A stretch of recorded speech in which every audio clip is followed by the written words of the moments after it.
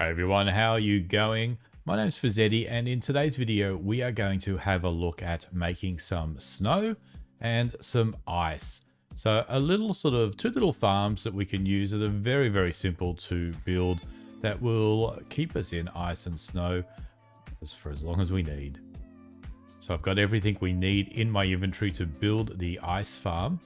I've got some planks, some slabs, some water, and some boots that have depth strider on it, so we're not fighting against the currents from the water, and a pick that's got silk touch on it, preferably with efficiency 5. So what we're going to do is put a border of the crimson planks around our ice farm. That's just so that when we're swinging around randomly with our pick, we have less chance of breaking the wooden planks. So I'm going to build one that's 12 by 12. I'm putting the wood around the edge, and I'll come back once I've got that sorted. Our artificial lake is starting to take shape. The next thing to do is to, across the diagonal, put these slabs down. Now, you'll know if you've made it a perfect square because your slabs will go right into the corner. If it's not looking like that, it does need to be a perfect square for this to work properly. Next step, waterlog all these slabs. So you just go along here with your water source, waterlog each of them, and you will notice when you look around that it has filled the entire lake with source blocks, and we already have some of them forming into ice. Now, ice forms from the outside in. It needs to have a solid block next to it to form the ice on. So over time, this will fill up with ice. Let's just nick off and come back with it all full. As you can see, our artificial lake has frozen over. It took around about 20 or 30 minutes to completely freeze over, everywhere except for where our waterlogged slabs are, and that's exactly what we were hoping would happen. So I have put on my depth strider boots. I have my silk touch and efficiency 5 pick in hand. Now we can just go nuts in here and break all the ice. And as we get over to the edges, you'll notice that the ice reforms with source blocks.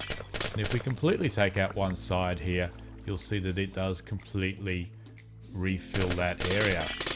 Let's quickly do this other side here. And this is why you put those wooden planks on the side, so while you're swinging around randomly, you're not breaking any of the blocks that you've got on the decorations on the side.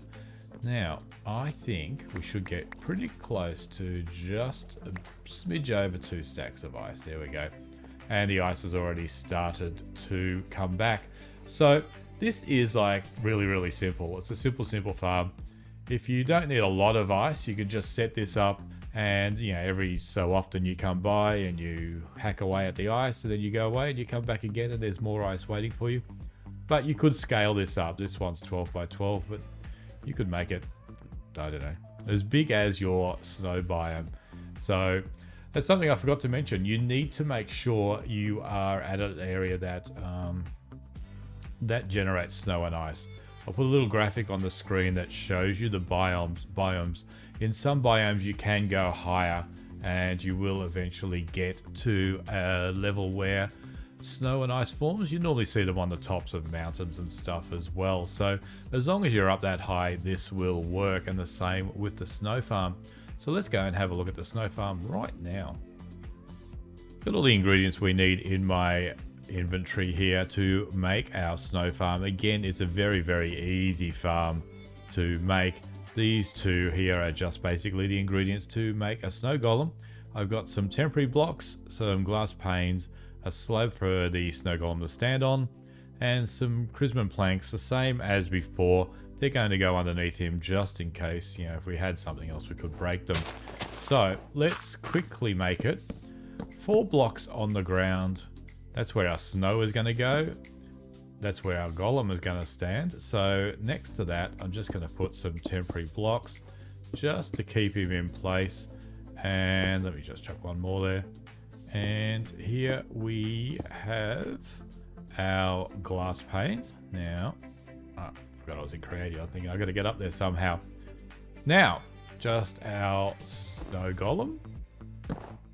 like that. There he goes. Now, the thing we want to do, you'll see that when he moves over into the corner here, these ones here will cover in snow. There they go. What we want to do is to get him to stay over there. So you want to try and push him over in the corner and then put a glass plane in up against these temporary blocks. Now, the risk is, if you're doing this in real life, is you could fall in there with him. But as I'm in survival, I don't care. I can just do that. So when you get him further enough over, you can just place that block there. Get rid of all these other ones. And that's basically our farm done. It is that simple. Then we get our little spoon here. Let me just go into survival, because it does actually work better in survival.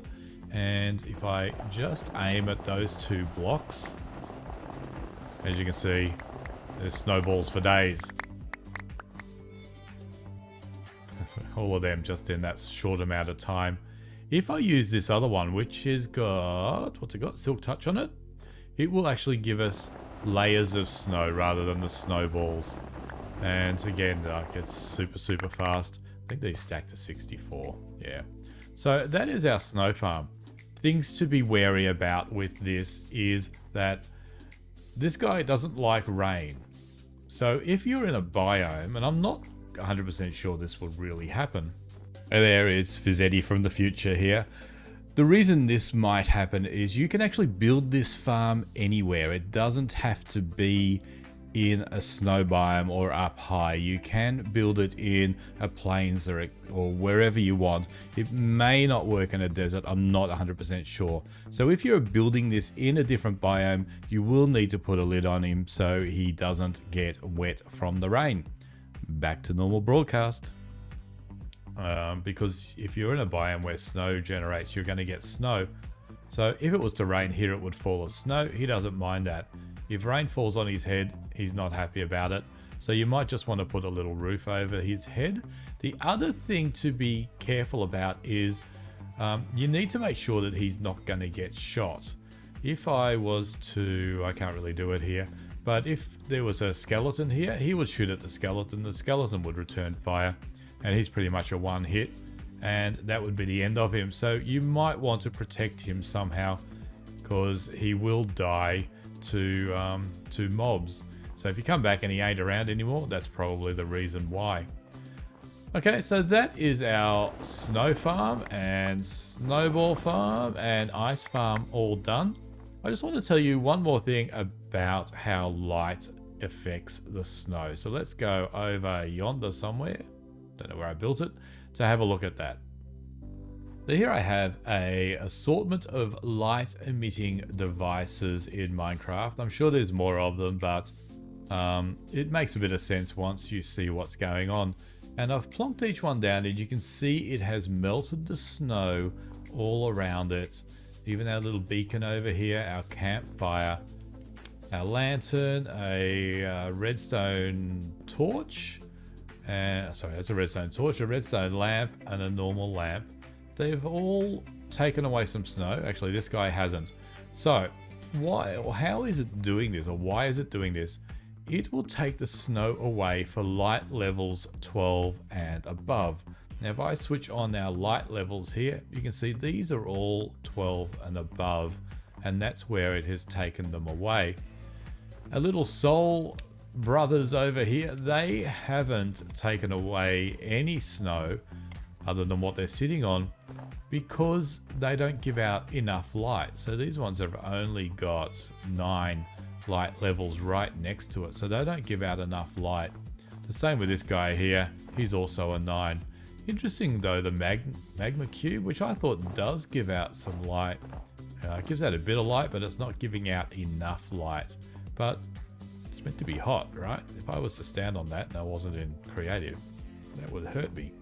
And the same for our redstone torch. He gives out a little bit of light, but not enough to melt the snow. And finally, the portal over here. Again, he doesn't give out enough light to melt the snow. So that's something to keep in mind. And it's the same for the ice. If I was to plonk this guy on some ice, he would melt the ice up to light level 12. That just about wraps it up for this video. I hope it answered all your questions about ice and snow, and you're able to easily make these little farms that I've shown you here.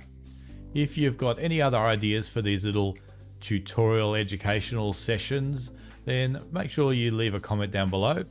If you like this one or you got comments about this one, I'd love to hear them down below as well. If you like the video, please do me a favor and hit the thumbs up button. It really helps me out. And if you're new here and you've made it all the way to the end, why not consider subscribing, because that would be really, really cool. I will see you in the next video. Bye. Thanks for watching. Hit that like, comment and subscribe button, and then come join me on Discord. The link is in the description below.